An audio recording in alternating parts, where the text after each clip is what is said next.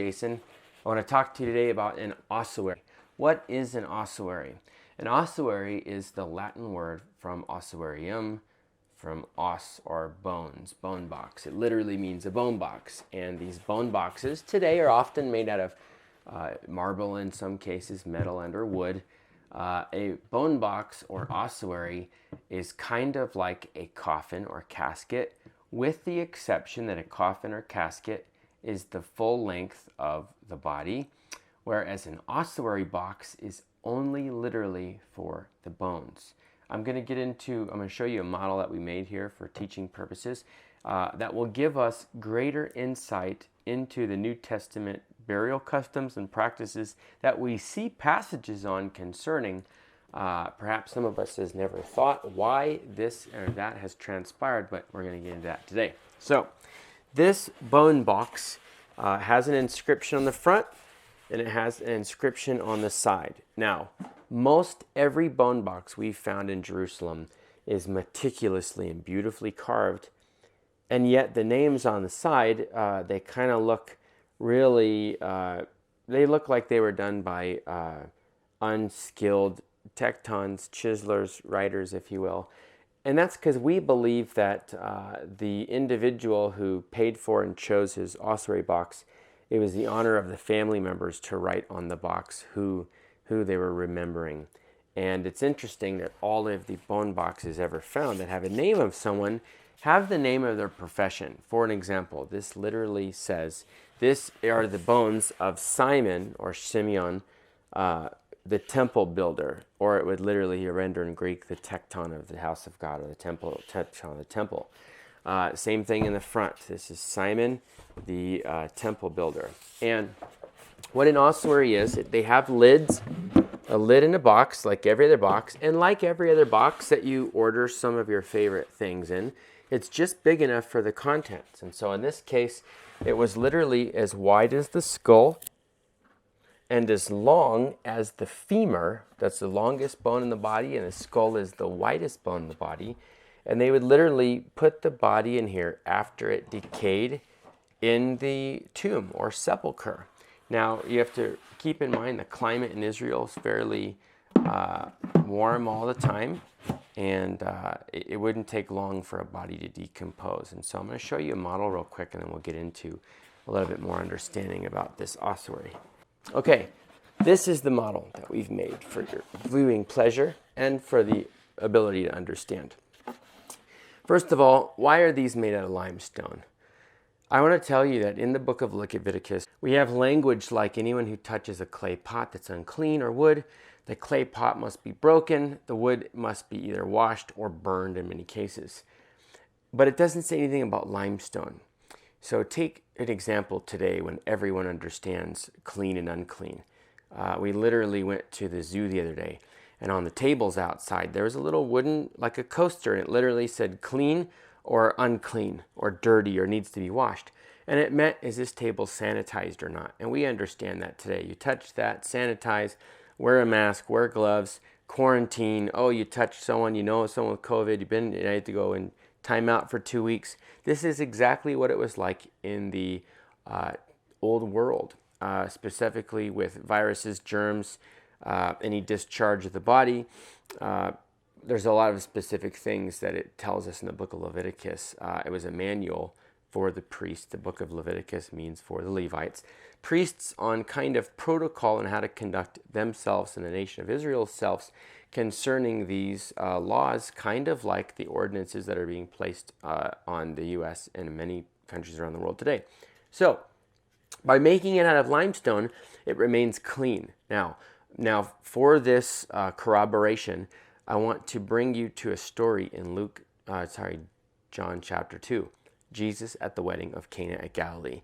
And we know that the punchline of the story is that he takes water into wine from the limestone jars for ceremonial purification. Interesting, they were made out of limestone. We found a quarry just literally a few miles north of Galilee called Sepphoris. And in Sepphoris, we found cups, jars, something that looked like a coffee cup or a lemonade jar, or like kind of something like a larger vase or vessel to pour liquid wine, juice, you name it, which is new wine.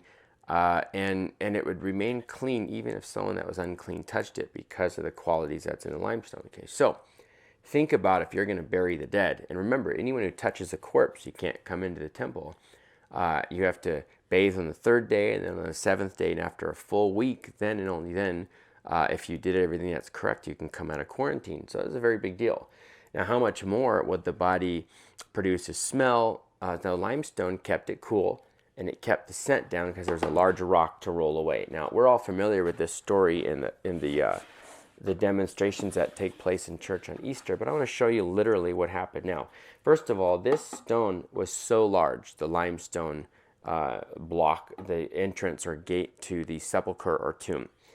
And the reason it was round is it had to be rolled back and forth, but it had to seal the wall, and it had to be heavy enough that it wouldn't fall or break, and constructed thick enough. So anyway, here's what we see. This is a limestone gate or door that we see covering the tomb. Now, inside the tomb, we see here a first century tomb or sepulcher. And we see here the little ossuaries, just exactly like the one I showed you from Simon the Temple Builder. The little ossuaries here, and these are called, the channels that the ossuaries go into are loculi, okay, where the, literally like it's a filing system for ossuaries. And what happens is, the body is literally wrapped in white linen, exactly like we see Lazarus in the New Testament. Jesus raises Lazarus from the dead, and he comes out wearing linen, wrapped in linen. And we know that when Jesus was crucified, we know that he was wrapped in linen. Matter of fact, when he resurrected, they found the linen neatly folded on the place he was laying. Well, again, the difference between our burial customs, that the entire body clothed goes into a coffin or casket and then is buried. In the burial customs of the first century, specifically amongst those who believe, the body was laid here, and there were spices brought, sometimes in excess of 100 pounds of aloes, myrrh, cinnamon, other spices to, one, as an offering, as a gift, two, to reduce the scent of decaying flesh, which is immense. And also keep in mind, someone had to go back in there to remove the linen, remove the bones, and to put them in an ossuary box. And one, takes up less space. Two, it ends up being more clean. There's no bacteria or decay. Three, do you know that many times a family would share a larger ossuary, one ossuary? Now, this is what it means in the scriptures, where it tells us specifically with the kings, like David went to go rest with his fathers, or Saul went to go rest with his father. Asa was buried with his fathers. This is 1 Kings 2:10, 1 Kings 15:24, 1 Kings 11:43, 1 Kings 14:31, 1 Kings 15:8, 1 Kings 22:50, and finally 1 Chronicles 21:1.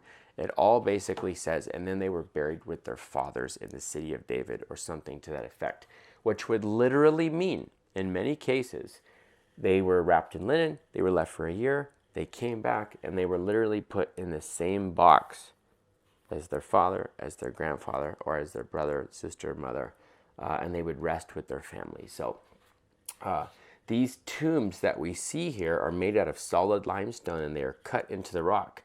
I just think that's interesting and beautiful that God, Yahweh God, he's hidden limestone all over Jerusalem to build the house, to make clean vessels, and also as places to bury the dead, so they would not be accidentally unearthed when we're digging. You wouldn't just find bones, but rather that there would be a beautiful place that is organically and naturally contained in the stratospheres of Israel, the environment, within the soil, and also in the highest consideration that limestone is able to survive the test of time, since it's made by God for thousands and thousands and thousands of years. And let me say one last thing.